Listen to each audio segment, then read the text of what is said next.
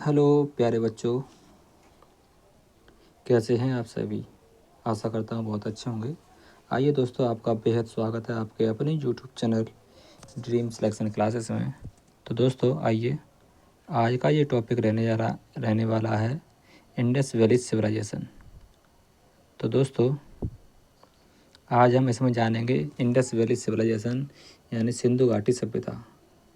कोशिश करेंगे इसे कंप्लीट ख़त्म करने की आज की इस वीडियो में।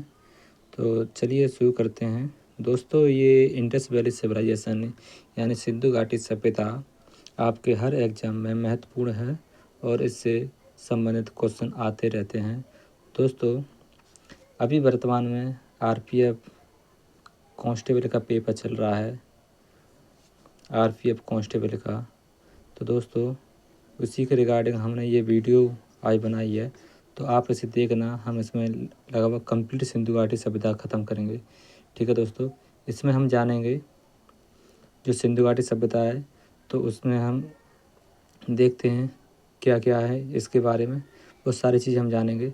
तो पहले हम इसका परिचय देखेंगे सिंधु घाटी सभ्यता का, इसके अन्य नाम क्या हैं वो भी हम जानेंगे, इसके समकालीन सभ्यता और कौन सी थी वो भी हम देखेंगे, इसका क्षेत्रफल है वो कितना था वो भी हम समझेंगे, प्रमुख स्थान कौन कौन से हैं सिंधु घाटी सभ्यता के वो भी हमको देखने हैं, इसका जो टाइम पीरियड है वो क्या था वो भी हमको देखना है।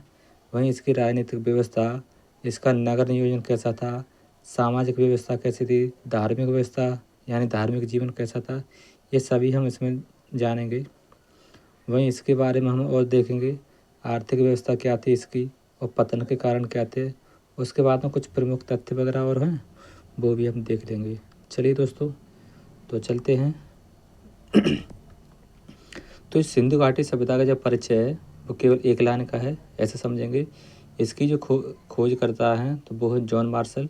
तो दोस्तों जॉन मार्शल ने कहा है सिंधु घाटी सभ्यता का जो नाम दिया है वो किसने नाम दिया है, तो जॉन मार्शल ने नाम दिया है, क्योंकि ये सिंधु नदी के आसपास की सभ्यता है, तो इसलिए इसका जो नाम है वो सिंधु घाटी सभ्यता पड़ा।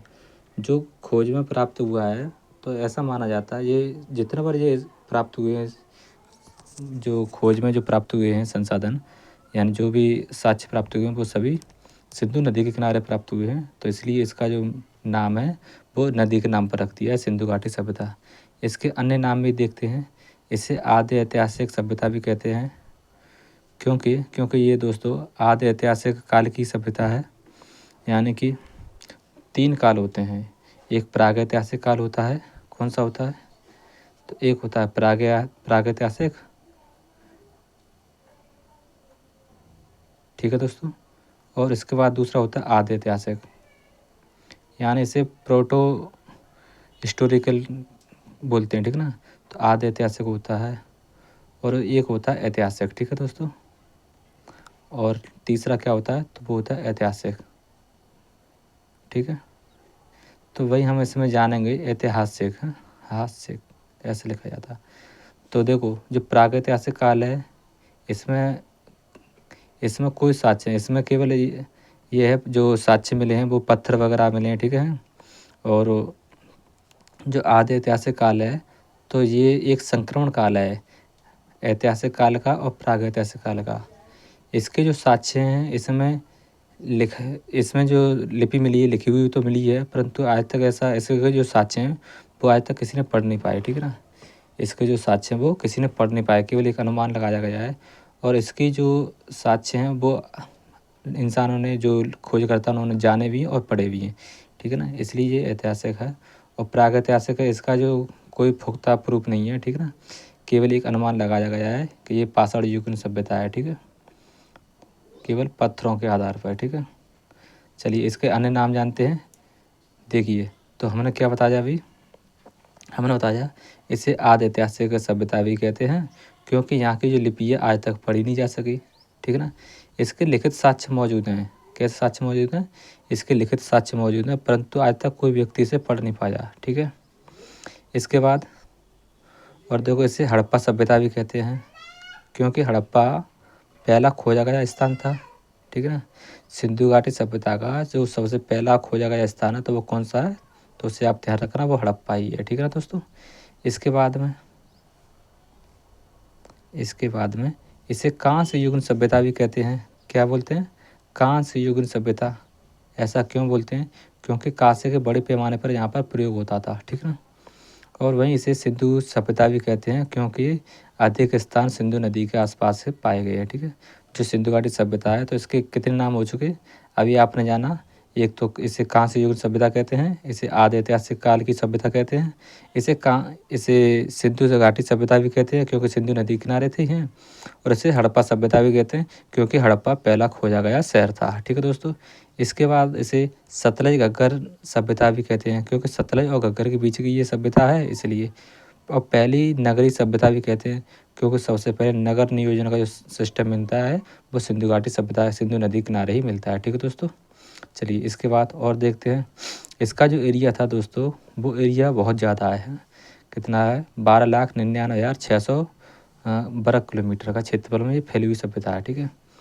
भारत की अगर बात करें दोस्तों, भारत की अगर हम बात करें तो भारत में किन क्षेत्रों में फैली हुई थी? तो दोस्तों भारत के अंदर और पाकिस्तान, ये देखो एक तो भारत और पाकिस्तान वहीं अफगानिस्तान, ठीक है। तो ये 3 जगह फैली हुई सभ्यता है। भारत के अंदर की बात करें तो ये भारत के अंदर यानी उत्तर प्रदेश, राजस्थान और महाराष्ट्र, उत्तर प्रदेश, राजस्थान, महाराष्ट्र, गुजरात, हरियाणा, पंजाब और जम्मू कश्मीर में, ठीक है।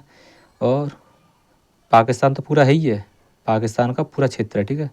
अगर हम अफ़गानिस्तान ही देखें तो अफ़गानिस्तान का सुतकोई और मुंडागाक, ठीक है, मुंडगाक, तो ये क्षेत्र हैं जहाँ पर ये सभ्यता फैली हुई थी।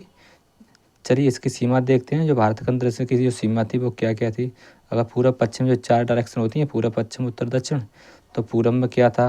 पूरब में ये आलमगीर और पश्चिम में सुतकागी डोर है, ठीक है ना। और वहीं उत्तर की अगर बात करें तो जम्मू कश्मीर के अंदर है जो मांडा है, और जो देमाबाद है वो कहाँ पर है? महाराष्ट्र में, ठीक है। तो देखिए दोस्तों, जो सबसे पूर्वी स्थल जो पाया गया है अब तक का है जो सिंधु घाटी सभ्यता में, वो सबसे पूर्वी स्थल आलमगीर है। कौन सा है?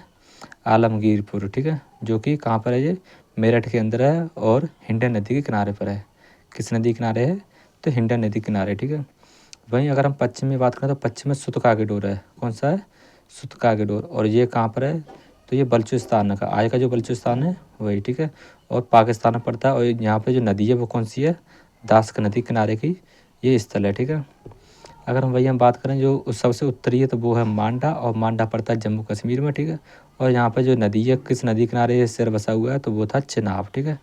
दैमाबाद की बात करें, दैमाबाद, तो दोस्तों दैमाबाद है ना वो महाराष्ट्र में। कहाँ पर है ये? तो ये है महाराष्ट्र में। और यहाँ पर जो नदी है उस नदी का नाम क्या है? प्रवारा। क्या नाम है? जो नदी का नाम है वो है प्रवारा नदी, ठीक है दोस्तों। क्या नदी है? प्रवारा नदी, ठीक है ना। और यहाँ पर प्रवारा नदी ना मिले तो आप ऑप्शन में अगर गोदावरी दिया हो तो आप गोदावरी टिक कर सकते हो, क्योंकि गोदावरी की जो सहायक नदी है वो प्रवारा नदी है, ठीक है दोस्तों। चलिए इसके बाद देखते हैं जो इसके समकालीन सभ्यता और कौन कौन सी थी। जो सिंधु घाटी की जो समकालीन सभ्यता थी वो कौन कौन सी थी। तो दोस्तों इसके समकालीन सभ्यता थी वो इजिप्ट में थी एक सभ्यता। इजिप्ट की जो सभ्यता थी उसका क्या नाम था? उसका नाम है जो नील सभ्यता भी बोलते हैं, ठीक है ना, नील नदी के किनारे, यानी मिस्र की सभ्यता। क्या बोलेंगे इसे? मिस्र की सभ्यता। ऐसा क्यों बोलेंगे? क्योंकि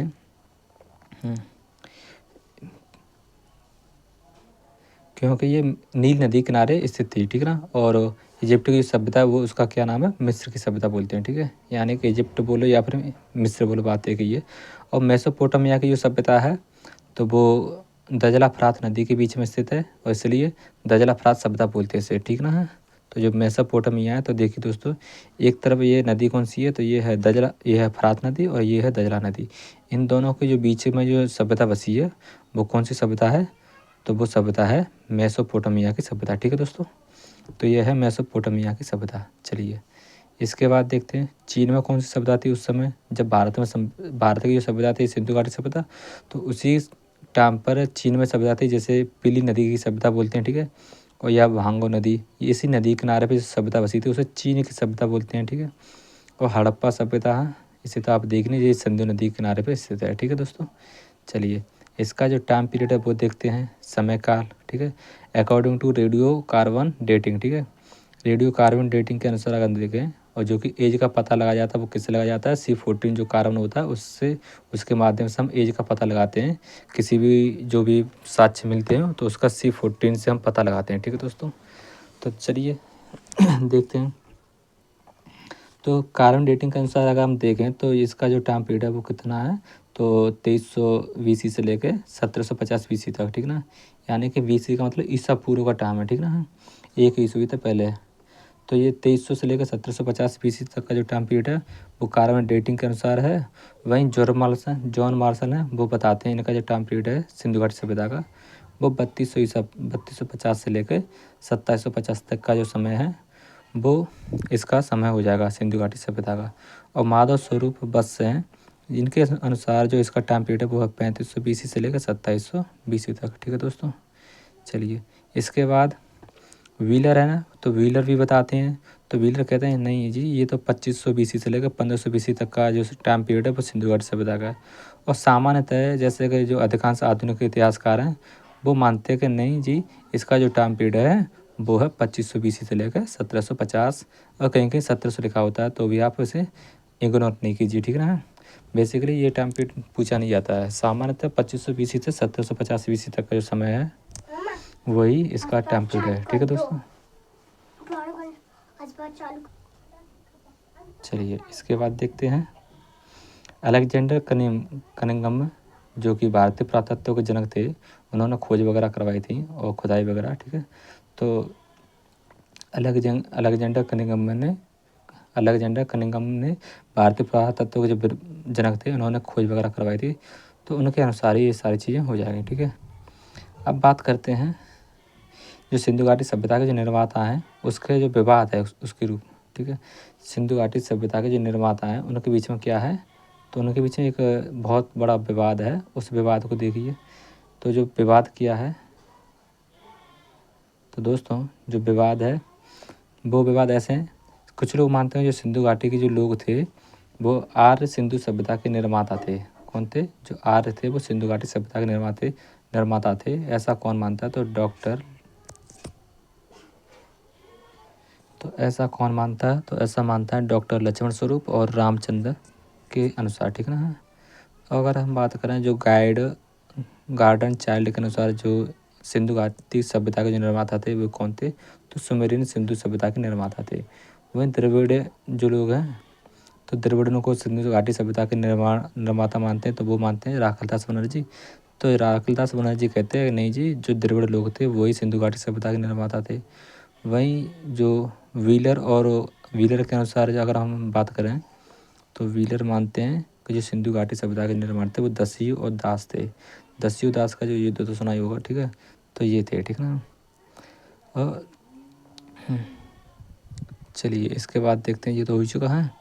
और अब बात करते हैं हड़प्पा। सबसे पहला शहर कौन सा है, तो हड़प्पा। ठीक है दोस्तों, हड़प्पा के बारे में बात करते हैं। तो हड़प्पा की जो खोज करता है वो कौन है, तो इसकी खोज करता है वो है राय बहादुर दयाराम साहनी। ठीक है, और दूसरे कौन है, माधव स्वरूप हैं, माधव स्वरूप वत्स। और तीसरे हैं व्हीलर। कौन है, व्हीलर। तो किसके निर्देशन में खोज हुई थी, किसने खुदाई का आदेश दिया था, तो जॉन मार्शल। ठीक है, और सन याद रखना तो वो है 1921 में। ठीक है ना, 1921 में। और किस स्थान पर, तो मांटेगोमरी जो कि आज के वर्तमान में पंजाब में। ठीक है ना, तो आज का जो पंजाब है, वर्तमान पंजाब पाकिस्तान का, वहाँ पर। ठीक है, और किस नदी किनारे, तो दोस्तों ये रावी नदी के बाएं तट पर। ठीक है ना, तो ये ध्यान रखना। तो ये कौन सा तट है, तो बायां तट। ठीक है दोस्तों, तो ये बाएं तट पर हुई थी। ठीक ना, चलिए तो आप पहले आपने क्या देखा समय, इसकी खोजकर्ता कौन है, तो राय बहादुर दयाराम साहनी। और कौन है, तो माधव स्वरूप हैं। और कौन है, व्हीलर हैं। और किसके निर्देशन में खोज हुई थी, तो किसने आदेश दिया था खुदाई का, तो जॉन मार्शल। और कब हुई थी, तो 1921 में, याद रखेंगे आप।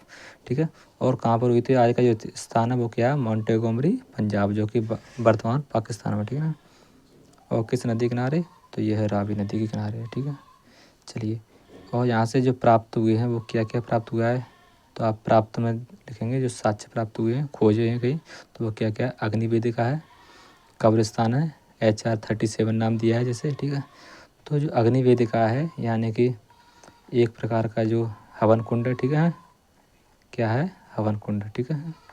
तो हवन कुंड को अग्नि वेदिका बोलते हैं, ठीक है दोस्तों। हाँ, अग्नि वेदिका किसे बोलते हैं, तो हवन कुंड होता है उसे अग्नि वेदिका बोलते हैं। और एक विशाल चबूतरा है, क्या है, एक विशाल चबूतरा है और 6 विशाल चबूतरे वाले 6 अन्न भंडार हैं जो कि 2 पंक्तियों में थे। कितने, 6 अन्न भंडार पाए गए हैं। 6 अन्न भंडारों के 2 पंक्तियाँ थीं, ठीक है, जैसे ये है ना, ठीक है, एक तो ऊपर है और एक नीचे, ठीक है। तो 6 अन्न भंडार हैं, 6 अन्न भंडार की 2 पंक्तियाँ थीं, यानी कुल मिलाकर कितने अन्न भंडार हुए, तो दोस्तों कुल मिलाकर हुए 12 अन्न भंडार, ठीक है ना। तो 12 अन्न भंडार हैं। और वहीं देवी माँ की मूर्तियाँ पाई गई हैं एक, ठीक है ना, एक देवी माँ की मूर्तियाँ है। और जो फसलें थी तो गेहूँ जौ की फसलें पाई गई हैं। और सबसे पहले यहाँ पर पासा पाया गया है जो भारत का सबसे पहले भारत ने खोजा था, ठीक है। पासे की बात करें तो जो पासा सबसे पहले किसने खोजा था, भारत ने।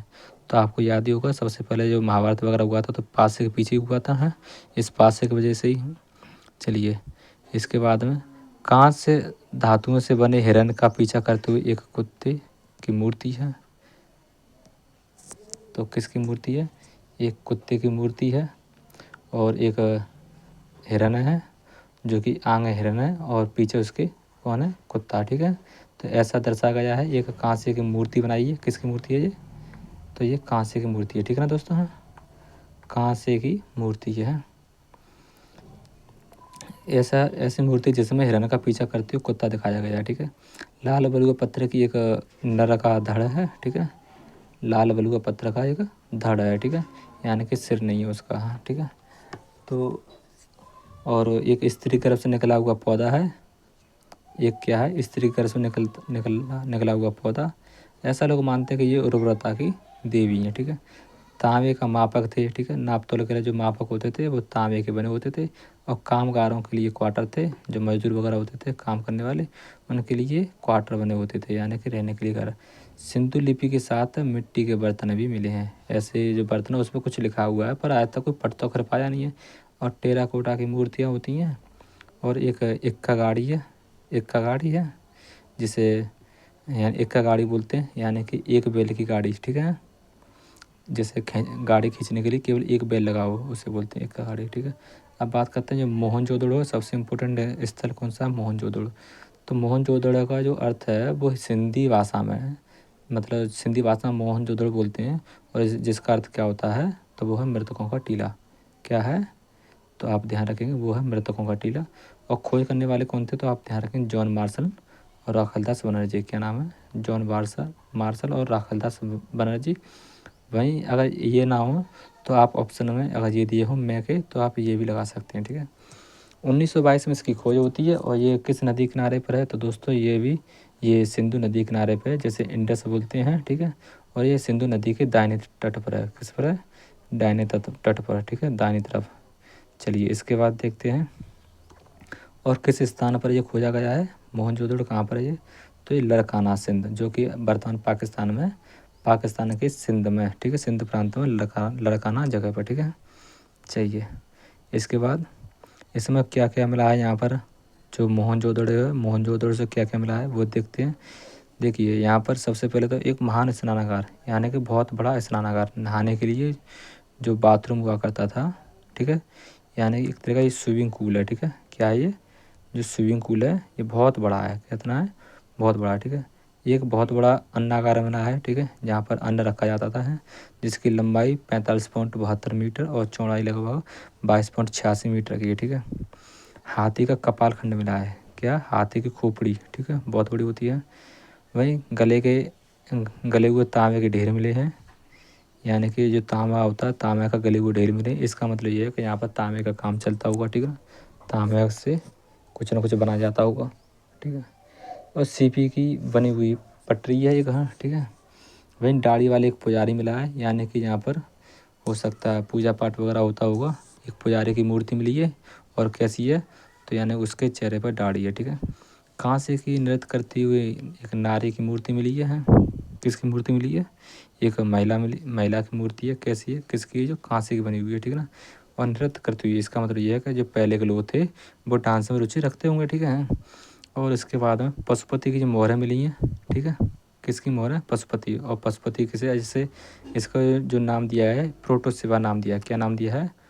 प्रोटोसिवा, ठीक है, प्रोटोसिवा, ठीक है, प्रोटोसिवा से नाम दिया गया है। या फिर हम बोल सकते हैं आदि शिव। क्या बोल सकते हैं? आदि शिव, ठीक है ना, इसे आदि शिव नाम दिया है। और वहीं इससे बात करें हम टेराकोटा का जो मृदभांड मिले, मृदभांड मतलब मिट्टी के जो बर्तन होते हैं, ठीक है, और जिसमें पानी वगैरह भरने के लिए, ठीक है। और मेसोपोटामिया की कुछ मोहरें मिली हैं, यानी कि तो यहाँ के जो लोग थे वो व्यापार वगैरह करते होंगे। मेसोपोटामिया की जो मोहरें मिली हैं मेसोपोटामिया की, तो इसका मतलब यह है कि यहाँ के जो वस्तु विनिमय वगैरह करते होंगे कुछ न कुछ व्यापार वगैरह, तो कहाँ मेसोपोटामिया की जो सभ्यता है मेसोपोटामिया के साथ में भारत का व्यापार होता होगा, ठीक है ना, ऐसा माना जा सकता है अगर मोहरें मिली हैं तो, ठीक है। क्योंकि ऐसा इसलिए कहते हैं मेसोपोटामिया की मोहरों का यहाँ पर मिलना, कहाँ, ये मोहनजोदड़ो में, ठीक है। इसका मतलब ये है कि मेसोपोटामिया के साथ में भारत का व्यापार होता होगा, ठीक है। सूती कपड़े, सूती कपड़े सिंडन, जिसे सिंडन कहते थे मेसोपोटामिया के लोग, ठीक है ना, तो सूती कपड़े भी मिले हैं और इसके साक्ष्य भी मिले हैं, ठीक है। घोड़े के दांत भी मिले हैं। क्या है? घोड़े के दांत, गीली मिट्टी पर लगे कपड़े के साक्ष्य हैं, ठीक है। घोड़े के दांत एवं गीली मिट्टी पर कपड़े के, गीली मिट्टी पर कपड़े के साक्ष्य, ठीक है, यानी जो कपड़ा है वो गीली मिट्टी से लिसला हुआ कपड़ा, ठीक है, ऐसे साक्ष्य मिले हैं। और पासा मिला है, अभी बताया था। तांबे के स्केल मिले हैं, ठीक है, नापने के लिए। तो किस स्केल मिले हैं? तांबे के। और दोस्तों सिंगार दाने भी मिली है, यानी कि यहाँ की जो महिलाएं हैं वो अपना सिंगार वगैरह भी करती होंगी, ठीक है ना। चलिए, तो ये सारी चीज़ें मिली हैं, ठीक है। इसके बाद देखते हैं विशाल स्नानागार है ना जो, यानी कि स्विमिंग पूल। तो स्विमिंग पूल जो इसे मार्शल ने तत्कालीन विश्व का सबसे बड़ा आश्चर्यजनक एक निर्माण कहा, ठीक है ना। उस समय यानी कि उस समय बहुत बड़ा ये स्विमिंग पूल था, ठीक है ना। हाँ, इसकी लंबाई 55 मीटर है और चौड़ाई इसकी 33 मीटर है। ये बाहर की तरफ है, किसकी तरफ है? तो बाहर की तरफ। आंतर की अंदर की तरफ देखें तो अंतर जो लंबाई कितनी है? तो 11.8 मीटर इसकी लंबाई है। 7.01 मीटर इसकी चौड़ाई है। और गहराई कितनी? 2.43 मीटर इसकी गहराई है, ठीक है। यानी कि ये इस प्रकार से है, ठीक है। चलिए, ये कुछ इस प्रकार से है। और जो बाहर की जो लंबाई है वो तो ये है 55/33 का है, ठीक है, बाहर की तरफ ये, ठीक है। यहाँ 55 हो, यहाँ 33 हो है। और आंतरिक लंबाई है, तो आंतरिक लंबाई कितनी है? तो आंतरिक लंबाई 11.88 और इधर मान लो 7.01। और इसकी आंतरिक जो गहराई है वो कितनी है? 2.43 मीटर, ठीक है दोस्तों। हैं, ये ध्यान रखना है, ये पेपर में पूछ लिया जाता है। अब इसके बाद जो नेक्स्ट स्थल है जो सिंधु घाटी सभ्यता का, वो है चंदूदड़ो। क्या है? चंदूदड़ो है। ये सिंधु घाटी सभ्यता का तीसरा सबसे बड़ा नगर है। ये तीसरा सबसे बड़ा नगर है सिंधु घाटी सभ्यता का, ठीक है दोस्तों, ये ध्यान रखना है। तो तीसरा सबसे बड़ा नगर है। इसके जो खोजकर्ता हैं वो हैं MG मजूमदार। उन्होंने 1931 में से खोजा। और मैके भी हैं, ठीक है, उन्होंने 1935-36 में प्रॉपर खुदाई करवाई थी इसकी, ठीक है ना, अच्छी तरीक़ा से लगातार प्रॉपर खुदाई करवाई थी। और ये किस नदी किनारे बसा हुआ था? तो दोस्तों ये भी सिंधु नदी किनारे बसा हुआ था। और कहाँ पर है? तो नवाबशाह सिंध। कहाँ पर है? नवाबशाह सिंध, जो कि पाकिस्तान में, ठीक है दोस्तों। चलिए, इसके अन्य नाम भी हैं और वो नाम जान लो आप, ठीक है। अन्य नाम में से बिना दुर्ग वाला शहर कहते हैं। तो दोस्तों यहाँ पर कोई भी दुर्ग नहीं था, ठीक है ना। तो यहाँ दुर्ग मतलब यहाँ पर कोई भी किला वगैरह नहीं था, ठीक है। तो ये बिना दुर्ग वाला है,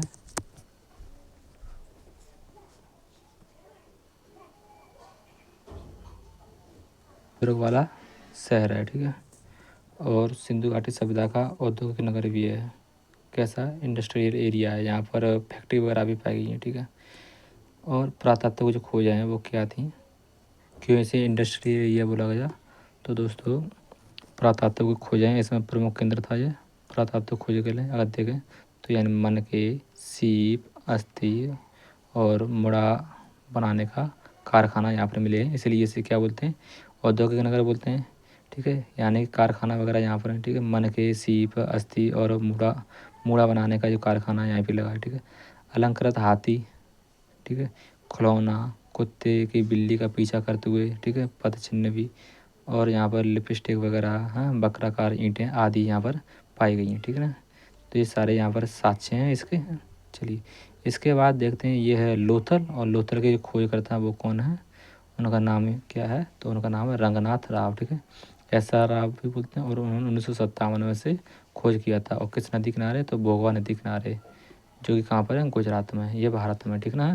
चलिए तो इसे सिंधु घाटी सभ्यता का बंदरगाह कहते हैं, क्योंकि गुजरात के किनारे, गुजरात कहाँ पर है, तो समुद्र के किनारे पर। ठीक है, अरब सागर लगता है उधर साइड में, तो इसलिए ये क्या है, सिंधु घाटी सभ्यता का बंदरगाह भी है। ठीक है दोस्तों। हैं इसके बाद देखते हैं, इसके बाद यहाँ पर क्या क्या साक्ष्य मिले हैं, पुरातत्व जो खोजे हुए वो इसमें क्या क्या मिला है।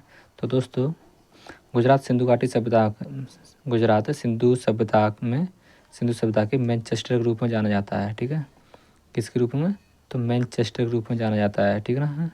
फारस की मोहरें भी यहाँ से मिली हैं। ठीक है, 3 युगल समाधियाँ भी मिली हैं, धान की भूसी मिली है, और गोदी यानी जहाज निर्माण का स्थान भी है, अग्निवेदिका भी मिली है, चित्रित मिट्टी के बर्तन भी मिले हैं, और घोड़े और जहाज की टेराकोटा की जो आकृति होती हैं वो मिली है, कोण मापने के कुछ उपकरण मिले हैं। ठीक है ना, और आदि चीज़ें यहाँ पर मिली हैं। ठीक है, मैनचेस्टर कहते हैं इसे, क्या बोलते हैं, गुजरात का मैनचेस्टर।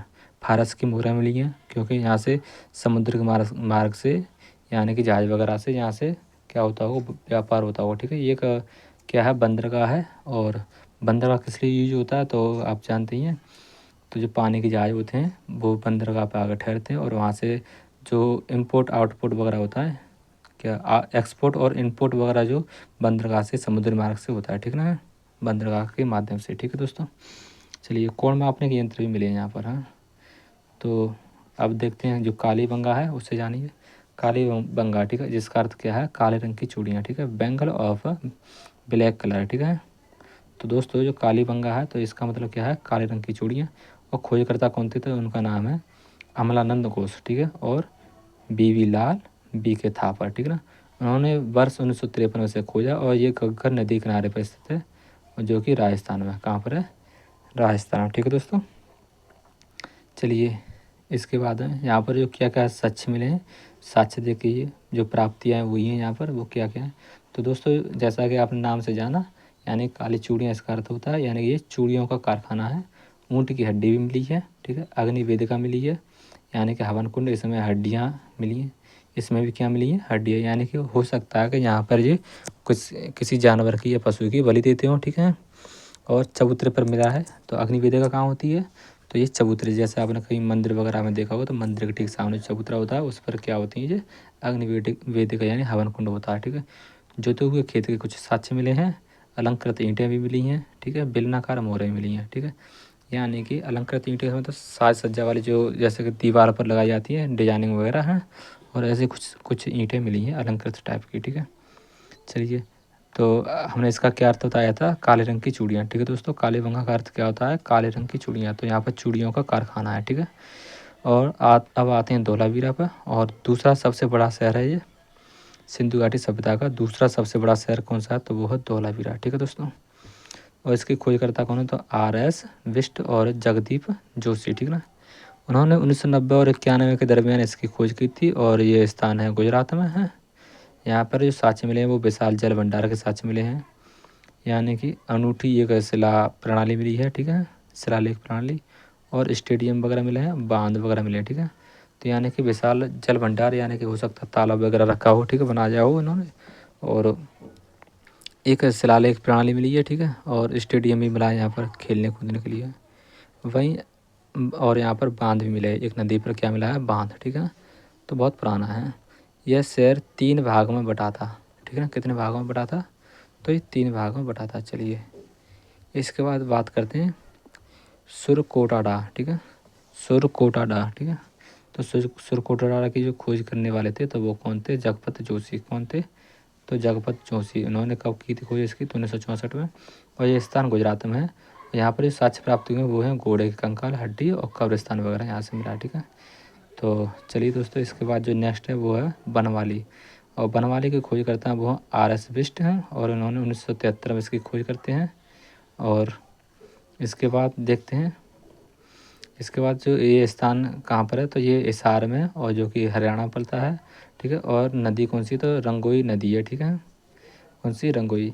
यहाँ हड़प्पा के पूर्व साक्ष्य मिले हैं। ठीक है। पुरातात्विक साक्ष्यों की बात करें तो यहाँ पर क्या क्या मिला है, चलिए देखते हैं। उनमें से देखो, हल्की आकृति मिली है, क्या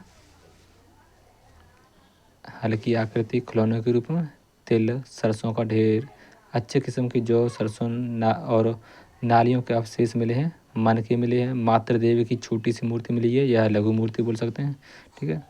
तांबे के बाणाग्र मिले हैं, मनुष्यों एवं उनकी जो मूर्तियाँ मिली हैं, ठीक है। और चर्ट के फलक मिले हैं और शैलखड़ी एवं वाकई मिट्टी की मोहरें मिली हैं, ठीक है।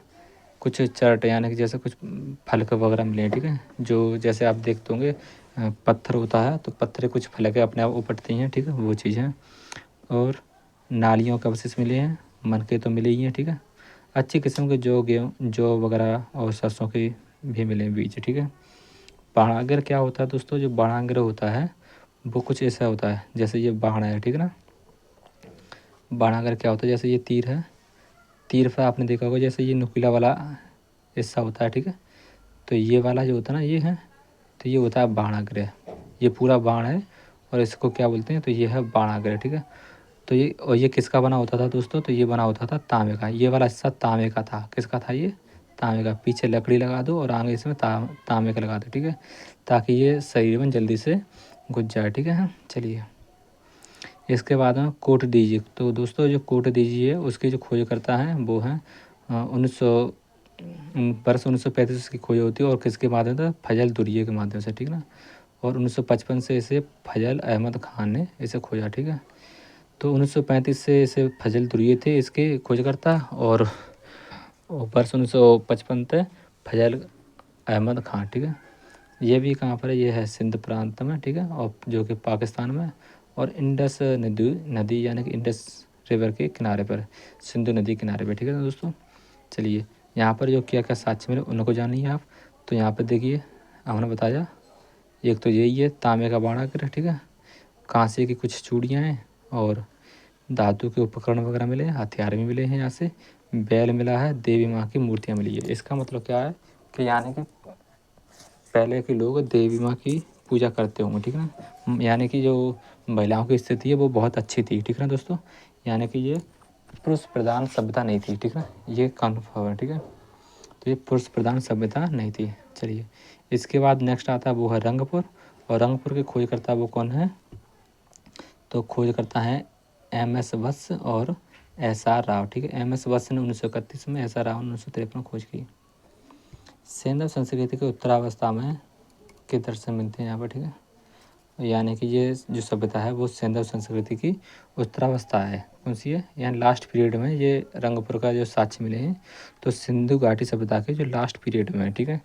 यानी कि 2500 से लेकर 1750 तक का जो समय है, तो 1750 के आसपास की ये सभ्यता है, ठीक है दोस्तों। यहाँ पर जो तो ये गुजरात में है और किस नदी किनारे पर है, तो ये है महादर नदी के किनारे पर, किस पर, महादर नदी के किनारे पर, ठीक है दोस्तों। चलिए और क्या क्या साक्ष्य मिले, तो दोस्तों यहाँ पर धान की भूसी के ढेर मिले हैं, धान की भूसी के ढेर, कच्ची ईंटों के दुर्ग, नालियाँ मिली हैं, मृदभांड मिले हैं, पत्थर के फलक मिले हैं, ठीक ना। तो जैसे कि आपने देखा होगा, जैसे ये पत्थर है और पत्थर के ऊपर से आपने जैसे कि कभी मकान हो किसी के, जो पत्थर गाटर पत्थर का मकान हो वहाँ पर देखना आप, तो जो पत्थर होते हैं तो पत्थर का से कुछ पत्थर उपटता है अपने आप से थोड़ा बहुत उसका हिस्सा, ठीक है। तो वही फलक होता है, ठीक है ना, वो क्या होता है, फलक। और उसका प्रयोग पहले के टाइम पर ये लोग किस में खुरचनी के रूप में भी करते थे, ठीक है ना, और औजार के बनाने के रूप में भी करते थे। यहाँ से प्राप्त जो अवशेष हैं, अवशेषों में ना कोई मुद्रा है और ना कोई मातृ देवी की मूर्ति प्राप्त हुई है यहाँ से, ठीक है ना। तो यहाँ पर केवल इतने ही अवशेष प्राप्त हुए। अब है आलमगीरपुर जो कि उत्तर प्रदेश में है, और ये सिंधु घाटी सभ्यता का सबसे पूर्वी सीमा पर है, ठीक है ना। तो ये कहाँ पर है, तो सिंधु घाटी सभ्यता का, जैसे हमने ये मैप की अगर बात करें तो ये क्या हो गया, जैसे ये है, ठीक है, और ये अपना यूपी है, और यहाँ पर जैसे आलमगीरपुर है तो ये सबसे पूर्वी सीमा पर है, ठीक है ना। और ये ऐसे मान लो, ठीक है। तो ये यहाँ पर ऊपर यहाँ मांडा है, इधर पाकिस्तान वगैरह में क्षेत्र में, ठीक है, पश्चिमी सीमा पर हो गए, ठीक है। तो ये सबसे पूर्वी सीमा पर कहाँ पर है, तो ये यहाँ है, ठीक है ना। चलिए इसके बाद में और खोज करने वाले कौन है, तो यज्ञदत्त शर्मा नाम उनका खोज करने वाले का नाम क्या है, तो जगदत्त शर्मा या वाई.डी. शर्मा बोलते हैं। 1958 में इसकी खोज की थी। और किस नदी किनारे पे, हिंडन नदी किनारे पे, जो कि मेरठ में है, ठीक है। तो मेरठ यूपी में खोजा गया था, ठीक है। और यहाँ पर जो कुछ जो आर्कियोलॉजिकल फाइंड्स यानी कि जो पुरातात्विक साक्ष्य हैं जो प्राप्त हुए हैं वो कौन कौन से हैं, तो तांबे के टुकड़े प्राप्त हुए हैं कुछ, ठीक है। और मिट्टी से बनी वस्तुएं मिली हैं, ठीक है। अब बात करते हैं रोपड़। रोपड़ के खोजकर्ता कौन है, तो वहीं जगदत्त शर्मा। और कहाँ पर, पंजाब में सतलज नदी किनारे पर। और 1955-56 में इसकी खोज हो जाती है, ठीक है। यहाँ पर जो साक्ष्य मिलते हैं वो साक्ष्य क्या हैं, तो देखो यहाँ पर की गई खुदाइयों से संस्कृति के 5 स्तरीय क्रम, ठीक है। जो सिंधु घाटी सभ्यता जो संस्कृति है अपनी, तो इसके 5 स्तरीय क्रम मिले, ठीक है। जैसे कि हड़प्पा, और जिसे बोलते हैं एक ये है पेंटेड ग्रे वेयर, ठीक है, यानी कि चित्रित दूसर मृदभांड वेयर। पेंटेड ग्रे वेयर का मतलब क्या होता है, जो ऐसा मतलब मृदभांड है जिस पर चित्र बनाओ, ठीक है ना, और वो भी पेंटेड, ठीक है ना। और काली पॉलिश वाले मृदभांड भी, ठीक है। और कुषाण, ठीक है। और गुप्त और मध्यकालीन मृदभांड, ठीक है। कुषाण और गुप्तकालीन के जो मृदभांड है वो भी यहाँ पर मिले हैं, ठीक है। यानी हड़प्पा काल के तो ही है, ठीक है। उसके बाद में कुषाण गुप्त काल के भी और मिले हैं, ठीक है। चलिए इसके बाद देखें तो ये एक अंडाकार, मतलब एक अंडाकार गड्ढे में एक मानव की लाश मिली है, ठीक है।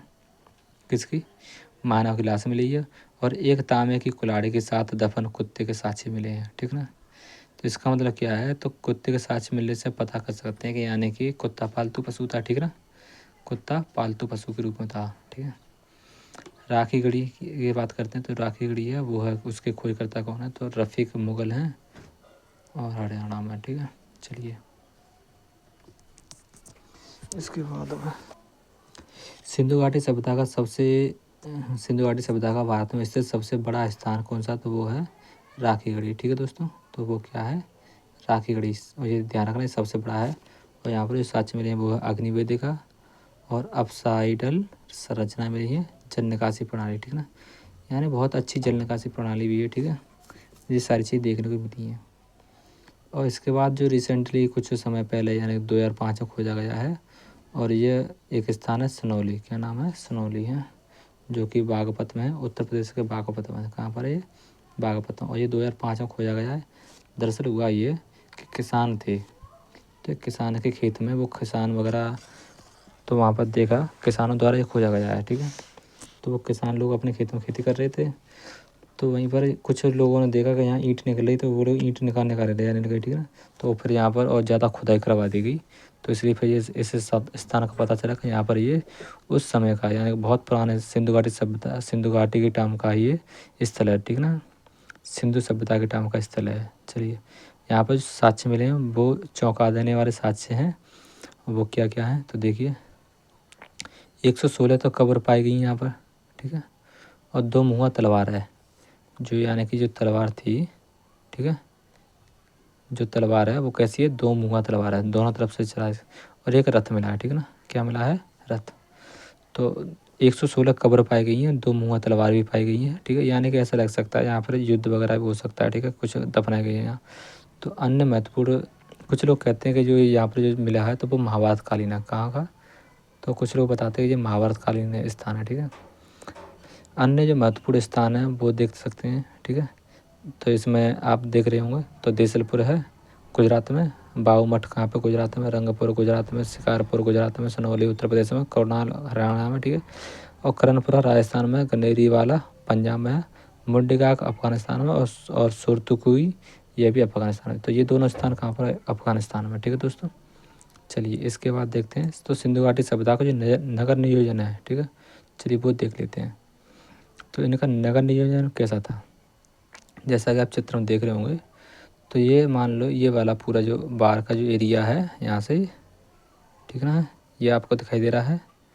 तो ये जो पूरा एरिया है इसमें देख सकते हैं आप, ठीक है। तो इसमें देखिए सबसे पहले आपको ये दिखाई दे रहा होगा, ठीक है। यहाँ पर मकान बने हैं, ठीक है, ये क्या है, तो यहाँ मकान वगैरह बने हुए हैं, ठीक है। और एक यहाँ पर मकान बने हुए हैं, और मकान यहाँ भी बने हुए हैं, ठीक है।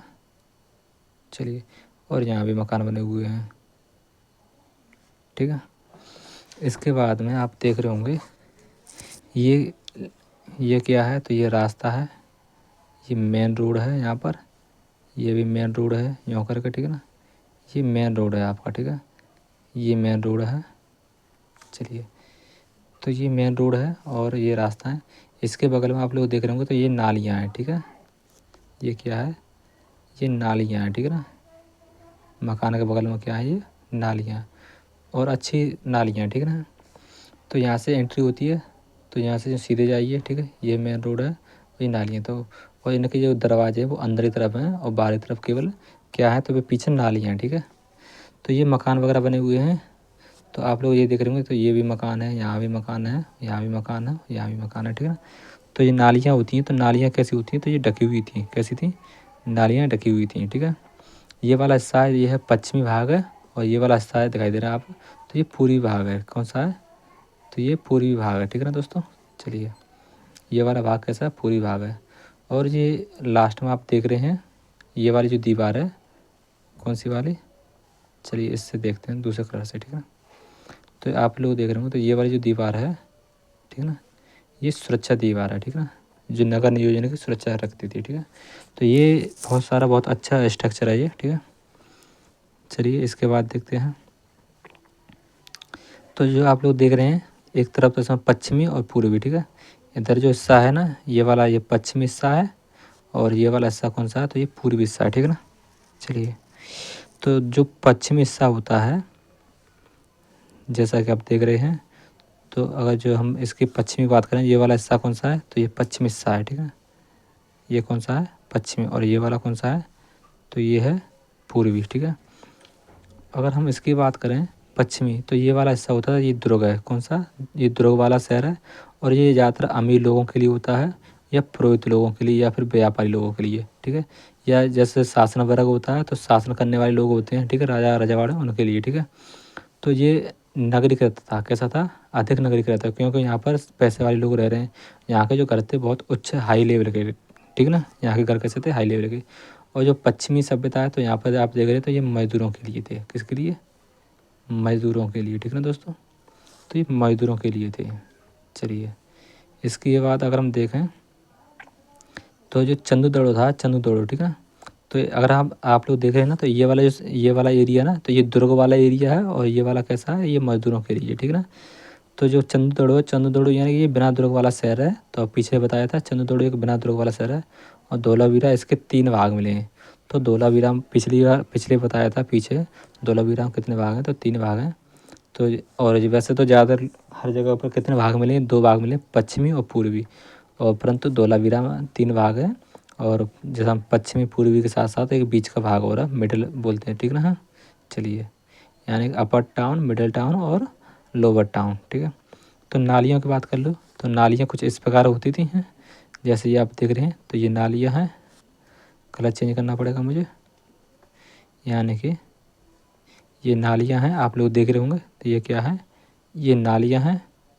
और नालियाँ जो होती हैं वो कैसी होती हैं, तो ये ढकी होती हैं, ठीक है ना। कैसी थी ये, तो ये ऊपर से कवर है, ठीक है ना। ये नालियाँ कैसी ऊपर से कवर हैं, ठीक है, ढकी हुई होती हैं। और एक जगह पर यहाँ पर क्या है, ये सर्कल होता है, ठीक है ना। एक गोला टाइप का होता है यहाँ, और इसके ऊपर यहाँ ढाँक के रख दी जाती थी। एक होल होता है, इसके क्या होता है, ये होल। तो ढकी हुई नालियाँ थी, उन्नत जल विकास प्रणाली को दर्शाती हैं, जो कि, और यहाँ पे एक होल होता है, ठीक है। और ये किस लिए होता है, तो दोस्तों ये होल होता है, ये सफाई के लिए, किस लिए होता है, सफाई के लिए। जो ईंटें थी, तो ईंटों कैसी थी, पक्की ईंटें का यूज होता था इनमें। और अनुपात था क्या था, तो 4-2-1, ठीक है। 4 लंबाई, 2 चौड़ाई और 1 की मोटाई, ठीक है ना, 1 इंच। तो ऐसे ये अनुपात होता है। सामान्य ईंट की जो माप है वो लगभग 10 और कितना है ये, 10, 25 और 5, ठीक ना। तो 10, 25 और 5, ठीक है ना। 10, 25, 5 और 2.5, ठीक है ना।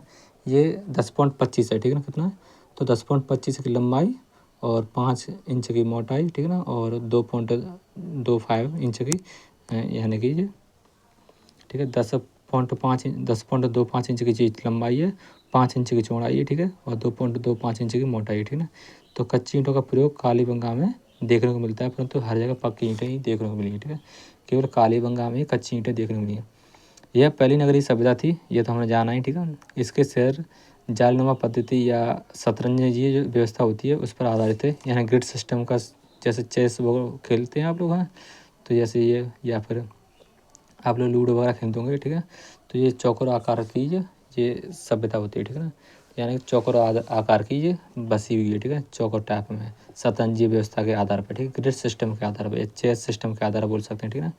तो इस हिसाब से बसी हुई होती है, और जिसमें पूरब और पश्चिम दो भागों में बटी होती है। इधर पश्चिम में बात करें तो इधर रहने वाले लोग होते हैं जो उच्च हाई लेवल टाइप के राजा वगैरह, ठीक है, यानी कि कह सकते हैं जो शासन करने वाले लोग हैं, पुरोहित वगैरह गए, और वैश्य लोग हैं, ठीक है। तो वो लोग या अमीर लोग हैं वो लोग रहते थे, और इधर लोग कौन रहते थे, तो इधर रहने वाले थे तो वो थे मजदूर लोग, ठीक है ना। चलिए, पूरब में मजदूर लोग। तो शहर का जो विभाजन था दो भागों में बटा हुआ था, ऊपरी शहर या ऊपरी दुर्ग बोल सकते हैं, तो ये, और एक है निचला शहर, ठीक है। ऊपरी शहर की बात करें तो ऊपरी जैन दुर्ग यह अत्यधिक जो शहरीकरण था इसमें, ठीक है ना, इसमें अत्यधिक शहरीकरण देखने को मिलता है। और वहीं अगर हम इसकी बात करें जो निचला शहर है तो इसमें कम नगरीकरण देखने को मिलता है, ठीक है। यहाँ पर बड़े बड़े घर होते हैं और यहाँ पर छोटे छोटे घर होते हैं निचले शहर में। यहाँ पुरोहित व्यापारी शासक का निवास होता है, यहाँ पर श्रमिकों का निवास होता है, ठीक है। तो यही इसमें अंतर था, ठीक है दोस्तों। और इसके अपवाद हैं कुछ, धोलावीरा, ठीक है। अपवाद क्या है, तो धोलावीरा है, यहाँ कुछ भागों में धोलावीरा का कुछ भागों में बड़ा हुआ था, ठीक है ना। तो ये कुछ भागों में बटा हुआ था, यानी कि ये कुछ नहीं, 3 भागों, कितने भागों में, तो जो धोलावीरा अभी बताया था मैं, ये 3 भागों में बटा हुआ था। कितने भागों में बटा हुआ है, ये 3 भागों में, ठीक है ना।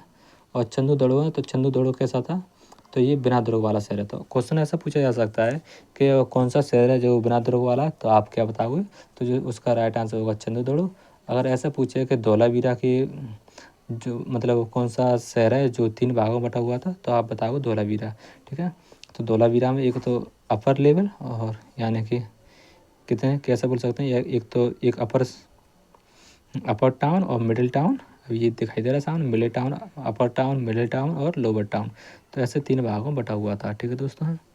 और ये हो गया। सड़कों की बात करते हैं, तो जैसे सड़कें थीं तो वो कैसी थी सड़कें दोस्तों, जो सड़कें थीं वो एक दूसरे को समकोण पर काटती थी, ठीक है।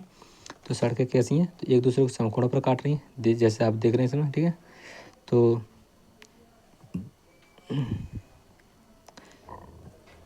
तो सड़कें एक दूसरे को समकोण पर काटते थे, ठीक है दोस्तों। प्रमुख सड़क यानी मेन रोड पूर्व से पश्चिम और उत्तर से दक्षिण होता था, ठीक ना। मेन रोड की बात करें तो पूर्व से पश्चिम और उत्तर से दक्षिण, ठीक ना। तो ऐसे थी, यानी कि ये प्रथम सड़क है, जिसे यानी कि ऑक्सफोर्ड सर्कस के रूप में देख सकते हैं, ठीक है। और जो नालियाँ होती हैं, जो जल निकासी व्यवस्था थी वो कैसी थी, उन्नत व्यवस्था थी, बहुत ही ज़्यादा उन्नत व्यवस्था थी नालियों की, तो ठीक ना।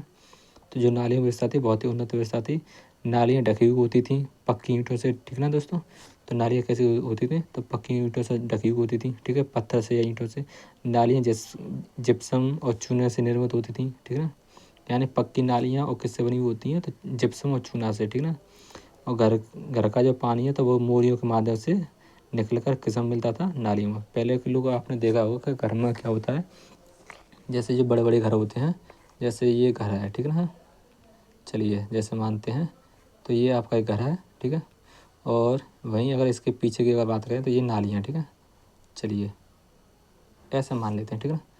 तो ये क्या है, ये नालियाँ हैं, ठीक है। ये इसके घर के पीछे की नालियाँ, ठीक है।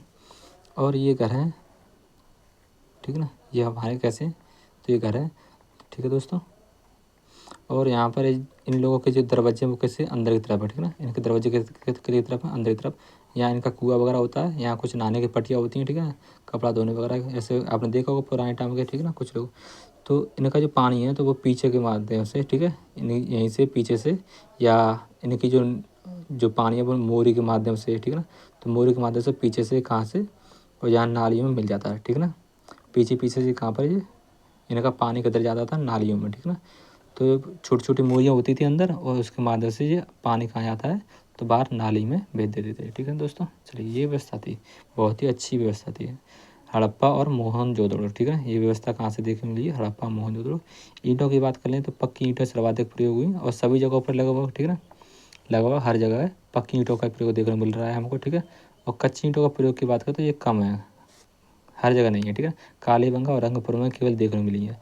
ईंटों का अनुपात की बात करें तो 4:2 अनुपात है। सामान्य ईंटों की जो लंबाई है, लंबाई 10.2 इंच 25 मतलब 2.5 इंच है, और चौड़ाई 5 इंच की, मोटाई 2.25 इंच की। ठीक है ना, चलिए इसके बाद अगर बात करें तो बड़ी ईंटें नाली ढकने के प्रयोग में आती थी और छोटी ईंटें बेसिकली घर वगैरह बनाने में काम ले लेते। ठीक है, और भवन के लिए बात करें, जो भवन होते थे तो भवन भी, यानी कि एक तो आवासीय भवन होता है। कैसा?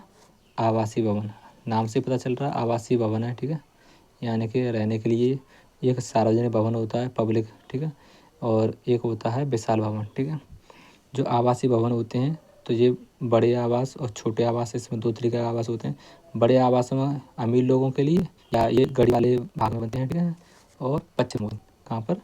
पश्चिम दिशा में। ठीक है, और जो छोटे आवास होते हैं ये श्रमिकों के लिए होते हैं। ठीक है, आज भी आपने देखा होगा जैसे कुछ जैसे गाँवों में तो जो अमीर लोग हैं वो भी आज के टाइम पर पश्चिम दिशा में रहते हैं, और जो गरीब लोग हैं वो आज भी पूर्व दिशा में रहते हैं। ठीक है, इसका जो उदाहरण है आप लोग गाँव में जाकर एक बार देख सकते हो। ठीक है, जो उस समय की जो व्यवस्था थी उसी का पालन करते हुए आज भी कुछ ऐसा देखने को मिलता है। ठीक है, और जो पश्चिम में अगर घर देखो तो वो एकदम खूब अच्छे से दिखाई देंगे बने हुए, और जो पूर्व में जो घर हैं वो कम विकसित दिखाई देंगे। ठीक है ना, पर अब लगभग समानता आती जा रही है और धीमे धीमे सारी चीज़ें चेंज हो रही हैं।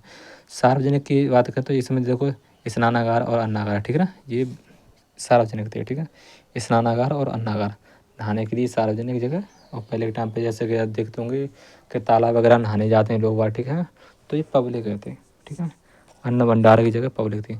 और विशाल भवन, ठीक है, विशाल भवन भी बनते थे। ठीक है, तो भवन 2 मंजिला भी होते थे। कितने? तो 2 मंजिला भी भवन होते थे। ऊपर जाने के लिए सीढ़ियों का भी प्रयोग होता था। ठीक है, घर में कमरों की संख्या 2 से लेकर 30 तक देखने को मिलती है। ठीक है ना, तो घर घर दो कमरों का भी होता है और 30 कमरों का भी देखने को मिला है। ठीक है ना, चलिए इसके बाद देखते हैं दोस्तों, जो अब हम क्लास को यहीं समाप्त करते हैं क्योंकि टाइम में समय बहुत हो गया है। चलिए, तो आज की जो क्लास है वो आपको कैसी लगी आपको कमेंट में बताना है दोस्तों। अगर आप नए हैं और एंड तक जुड़े हैं तो आप हमारे चैनल को सब्सक्राइब जरूर करें। ठीक है दोस्तों, और ऐसे हम वीडियो लाते रहेंगे। ये बहुत ही मेहनत से नोट्स बनाया हुआ है और इससे बाहर आपको एक भी क्वेश्चन देखने को नहीं मिलेगा। ठीक है दोस्तों, चलिए आज के लिए इतना ही। तो इसके बाद हम कल देखेंगे ये सिंधु घाटी सभ्यता की जो राजनीतिक व्यवस्था थी, इसे हम कल जानेंगे। ठीक है दोस्तों, चलिए।